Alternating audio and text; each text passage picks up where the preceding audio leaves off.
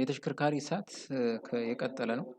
ያልተፈቀዱ ገጠማዎችን ማስወገድ ወይም ተጨማሪ አምፖሎችን፣ ታላላቅ ስፒከሮችን ወይም የደህንነት ካሜራዎችን ሲገጥሙ ባለሙያ ብቻ እንዲሰራው ማድረግ። ደረጃቸውን ያልጠበቁ ገመዶች አጭር የኤሌክትሪክ መስመር ወይም ሾርት ሰርኪት ይፈጥራሉ። ሁለተኛው የዕለት ተዕለትና የጉዞ በፊት ምርመራዎች ናቸው። የሞተር ክፍልን ንጽህና መጠበቅ። በሞተር ክፍል ውስጥ የተቀደዱ የጨርቅ ቁርጥራጮች፣ የወደቁ የፌስታል ከረጢቶች ወይም የደረቁ ቅጠሎች እንዳይኖሩ ማጽዳት።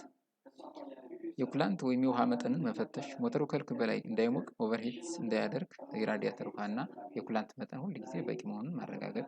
የዳሽቦርድ ምልክቶችን ትኩረት መስጠት። የሞተር ሙቀት መጨመርን ወይም የኤሌክትሪክ ችግርን የሚያሳዩ የምልክት መብራቶች ዋርኒንግ ላይትስ ሲበሩ ችላ ሳይሉ ወዲያውኑ ማቆም እና ማስመርመር። ሶስተኛው በሚያሽከረክሩበትና በሚያቆሙበት ጊዜ የሚደረጉ ጥንቃቄዎች ናቸው። አደገኛ ቦታዎች ላይ አለማቆም።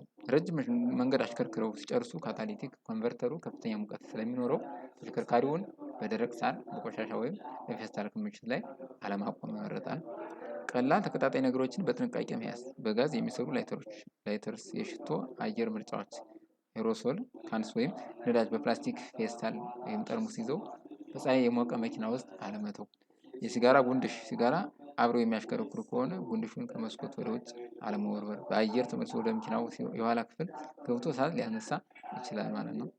አራተኛው ድንገተኛ አደጋ ቢከሰት ዝግጁ መሆን። የእሳት ማጥፊያ ወይም ፋየር ኤክስቲንጉሸር መያዝ። ማንኛውም ተሽከርካሪ ውስጥ ኤቢሲ ድራይ ኬሚካል አይነት የሆነ አነስተኛ የእሳት ማጥፊያ መያዝ እና በቀላሉ በሚደረስበት ቦታ ለምሳሌ ከሹፌር ወይም ከጎን ተቀማጭ ወንበር ስር ማስቀመጥ ወሳኝ ነው ማለት ነው። ስለዚህ እነዚህ አራት ነገሮች የተሽከርካሪ እሳት እንዳይፈጠር ያደርጋሉ ማለት ነው። ስለዚህ ተሽከርካሪ እሳት እንዴት ይፈጠራል፣ እንዴት ይጠፋል የሚለውን በዚህ አይተናል።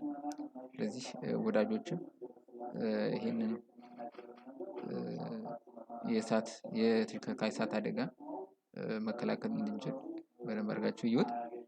ሳብስክራይብ፣ ሼር፣ ላይክ አድርጉት። አመሰግናለሁ። መልካም ዋሉ።